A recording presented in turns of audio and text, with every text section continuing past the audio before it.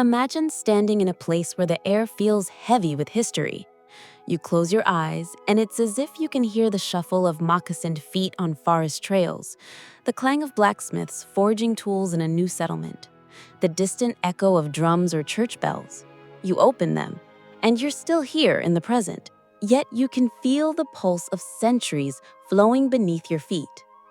That's the gift of America's story. It's not just a list of dates and names. It's a living, breathing narrative of people, real people wrestling with hopes, fears, and dreams. James West Davidson's A Little History of the United States is a journey through that human story, told in a way that makes you feel the stakes, the struggles, and the moments of joy that shaped an entire nation. Davidson isn't trying to overwhelm you with textbook jargon. He's telling a tale, as if across a campfire, about how a patchwork of people from across the globe came together, clashed, collaborated, and carved out a home on a continent that was already full of its own rich civilizations. This is the kind of history that isn't meant to be memorized. It's meant to be felt. And in today's world, when debates about identity, belonging, and the meaning of freedom are louder than ever, this perspective matters. At its heart, this book is about the tension between ideals and reality, the lofty visions that America has always claimed to stand for, and the messy, often painful path it's taken to live up to them. The United States was born from contradictions, liberty and slavery, opportunity and oppression, unity and division. And yet, through it all, there's been a thread, the belief that change is possible. One of the first truths Davidson drives home is that America's story didn't start in 1776. It didn't even start with Columbus. It began thousands of years earlier with the Native American societies that built complex cultures long before Europeans ever arrived. Picture the vast trade networks of the Mississippian peoples, the sophisticated farming of the Southwest, the long houses of the Iroquois. This was not an empty land waiting to be discovered. It was a thriving, interconnected world. And understanding that changes how we see everything that follows.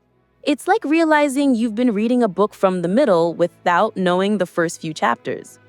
Then comes the Great Collision, the arrival of Europeans in the late 1400s and early 1500s.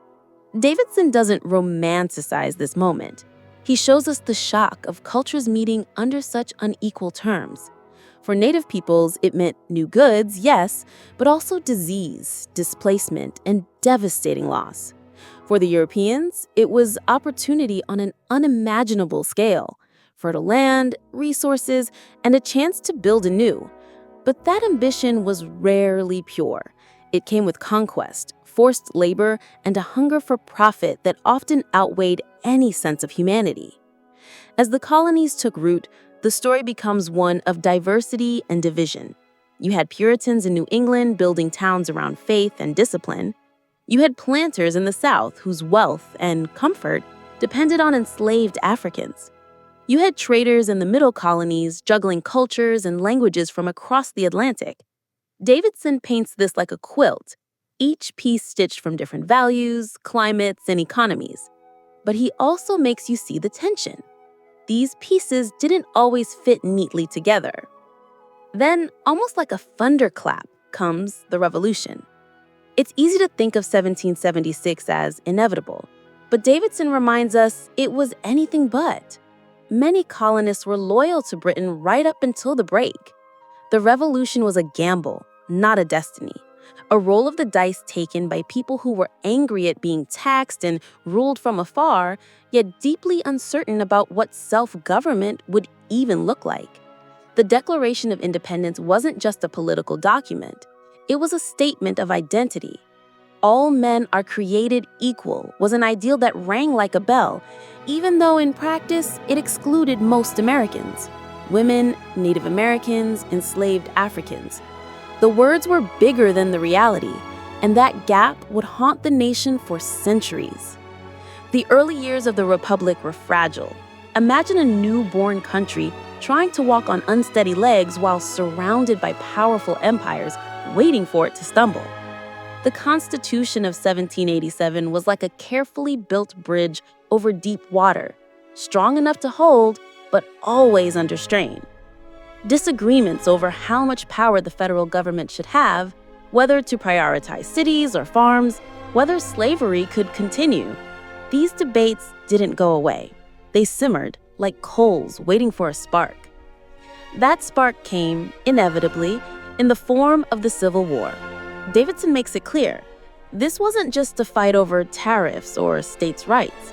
It was about the soul of the nation, whether it would truly mean freedom for all or remain a place where human beings could be bought and sold.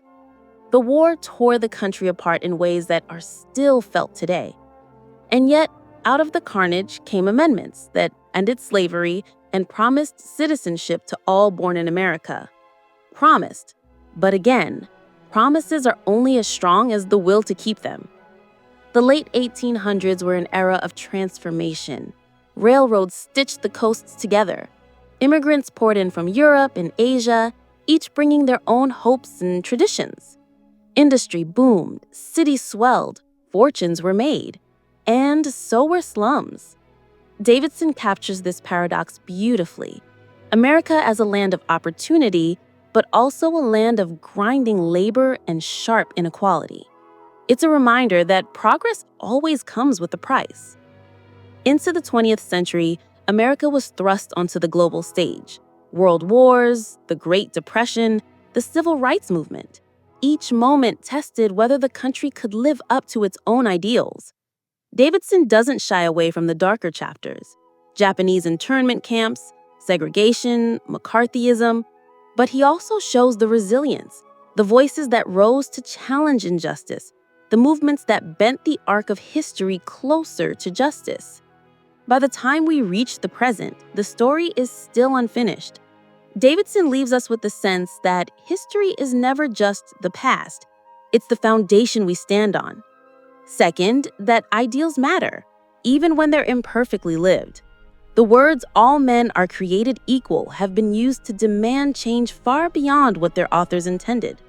And third, that every generation inherits both the triumphs and the failings of the ones before.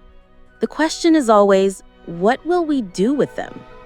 So if this conversation makes you feel something, a mix of pride, discomfort, curiosity, that's good.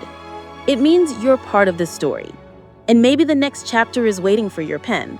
So I'd invite you to read James West Davidson's A Little History of the United States yourself. Walk through these centuries with him. Let the voices of the past challenge you, inspire you, and remind you that America's history isn't done. It's still being written right now by all of us.